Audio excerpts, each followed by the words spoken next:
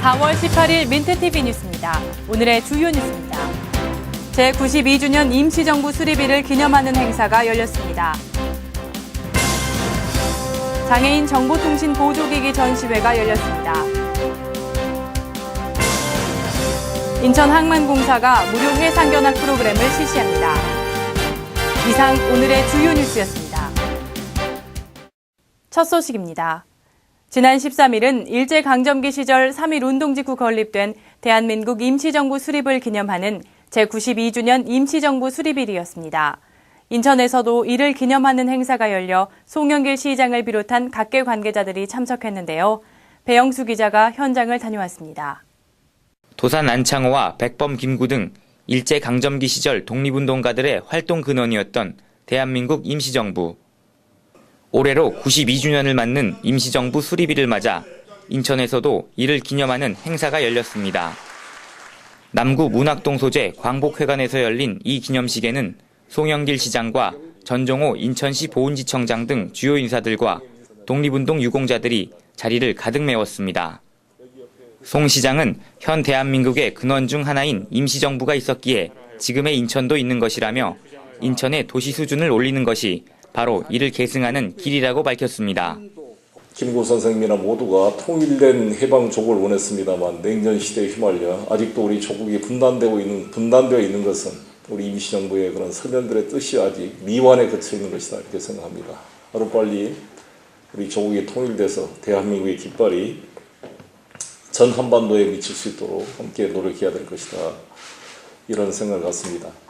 한편 전국 주요 지자체에서 열린 이날 기념식은 광복회의 대한민국 임시정부 수립 경과보고가 동시에 이루어져 자주독립의 소중함을 증명하기도 했습니다.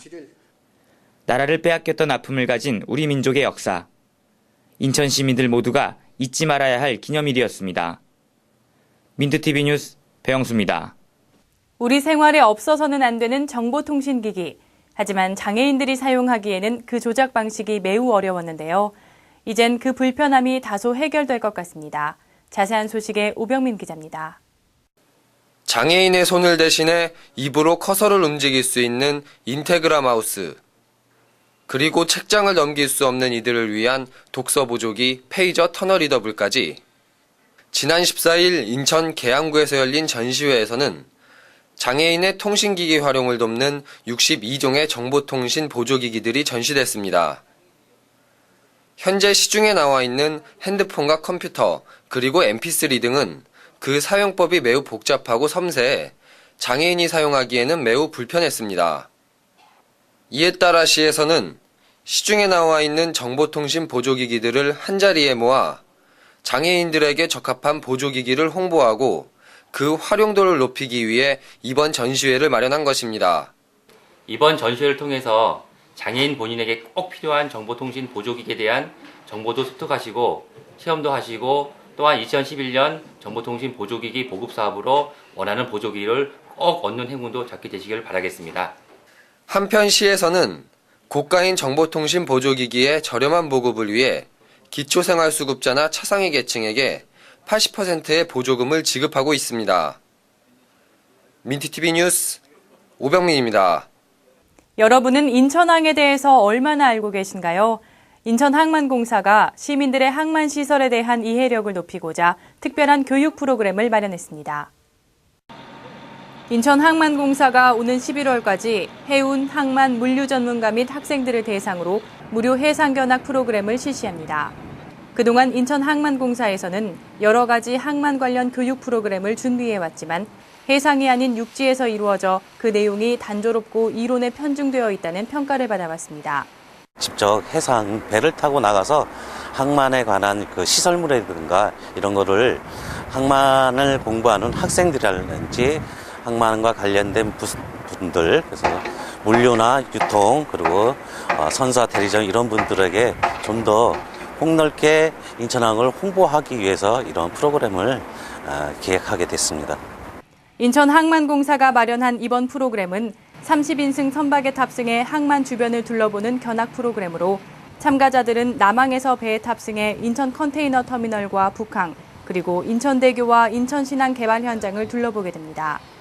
또한 현재는 안전상의 문제로 항만 전문가만 프로그램에 참여할 수 있지만 향후 안전장비를 설치하고 교육 내용도 확충시켜 시민들에게도 기회가 돌아갈 수 있도록 보완시켜 나갈 계획입니다.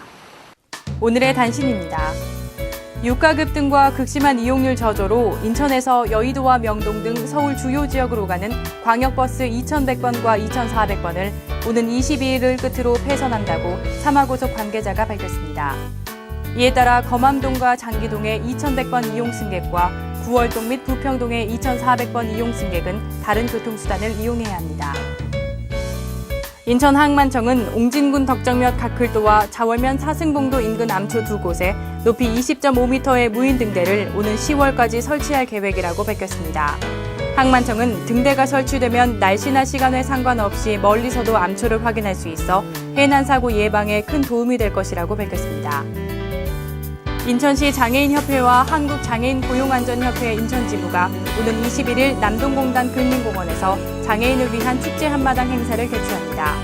풍물 공연과 전통놀이 등을 구성해 진행하는 이번 행사에서는 장애인 보조기구 전시 및 금연 클리닉도 동시 운영할 예정입니다. 이상으로 4월 18일 민트TV 뉴스를 마치겠습니다. 시청해주신 여러분 고맙습니다.